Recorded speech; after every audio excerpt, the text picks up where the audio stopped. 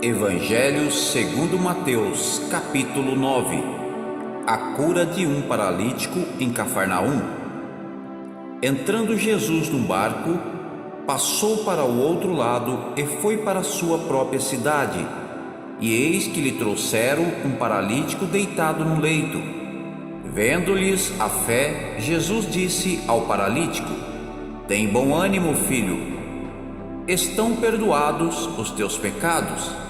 Mas alguns escribas, dizendo consigo: Este blasfema. Jesus, porém, conhecendo-lhe os pensamentos, disse: Por que cogitais o mal no vosso coração? Pois qual é mais fácil, dizer: Estão perdoados os teus pecados? Ou dizer: Levanta-te e anda? Ora, para que saibais que o Filho do Homem tem sobre a terra autoridade para perdoar pecados, disse então ao paralítico: Levanta-te, toma o teu leito e vai para a tua casa. E levantando-se, partiu para a sua casa. Vendo isto, as multidões, possuídas de temor, glorificaram a Deus que dera tal autoridade aos homens. A vocação de Mateus. Partindo Jesus dali, viu um homem chamado Mateus sentado na coletoria e disse-lhe: Segue-me. E ele se levantou e o seguiu. Jesus come com pecadores. E sucedeu que, estando ele em casa à mesa, muitos publicanos e pecadores vieram e tomaram lugares com Jesus e seus discípulos. Ora, vendo isto, os fariseus perguntavam aos discípulos: Por que come o vosso mestre com os publicanos e pecadores?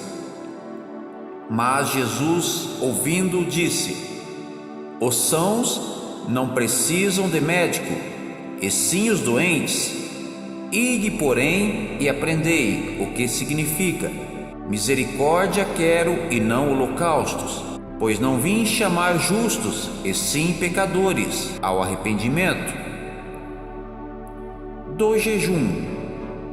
Vieram depois os discípulos de João e lhe perguntaram: Por que jejuamos nós e os fariseus muitas vezes, e teus discípulos não jejuam?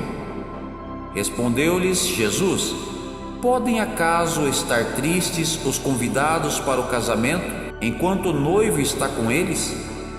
Dias virão, contudo, em que lhes será tirado o noivo, e nesses dias hão de jejuar. Ninguém põe remendo de pano novo em veste velha, porque o remendo tira parte da veste, e fica maior a ruptura. Nem se põe vinho novo em odres velhos, do contrário, rompem-se os odres, derrama-se o vinho e os odres se perdem. Mas põe-se vinho novo em odres novos, e ambos se conservam. O pedido de um chefe. Enquanto estas coisas lhe dizia, eis que um chefe, aproximando-se, o adorou e disse: Minha filha faleceu agora mesmo, mas vem, impõe a mão sobre ela e viverá. A cura de uma mulher enferma. E Jesus, levantando-se, o seguia, e também os seus discípulos. E eis que uma mulher que durante 12 anos vinha padecendo de uma hemorragia, veio por trás dele e lhe tocou na orla da veste, porque dizia consigo mesma: Se eu apenas lhe tocar a veste, ficarei curada. E Jesus, voltando-se e vendo-a, disse: Tem bom ânimo, filha, a tua fé te salvou. E desde aquele instante a mulher ficou sã. A ressurreição da filha de Jairo. Tendo Jesus chegado à casa do chefe, e vendo os tocadores de flauta e o povo em alvoroço, disse: Retirai-vos, porque não está morta a menina, mas dorme. E riam-se dele.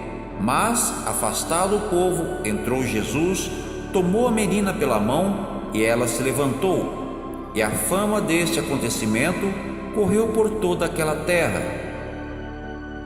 A cura de 2 cegos. Partindo Jesus dali, seguiram-no 2 cegos, clamando: tem compaixão de nós, filho de Davi. Tendo ele entrado em casa, aproximaram-se os cegos, e Jesus lhe perguntou: credes que eu posso fazer isso? Responderam-lhe: sim, Senhor. Então lhes tocou os olhos, dizendo: faça-se-vos conforme a vossa fé. E abriram-se-lhes os olhos. Jesus, porém, os advertiu severamente, dizendo: acautelai-vos de que ninguém o saiba. Saindo eles, porém, divulgaram-lhe a fama por toda aquela terra. A cura de um mudo endemoniado, a blasfêmia dos fariseus. Ao retirarem-se eles, foi-lhe trazido um mudo endemoniado. E, expelido o demônio, falou o mudo, e as multidões se admiravam, dizendo: jamais se viu tal coisa em Israel. Mas os fariseus murmuravam: pelo maioral dos demônios é que expele os demônios. Jesus ia por toda parte fazendo bem, a seara e os trabalhadores. E percorria Jesus todas as cidades e povoados, ensinando nas sinagogas, pregando o evangelho do reino e curando toda sorte de doença e enfermidades. Vendo ele as multidões, compadeceu-se delas, porque estavam aflitas e exaustas, como ovelhas que não têm pastor. E então se dirigiu aos seus discípulos: a seara, na verdade, é grande, mas os trabalhadores são poucos.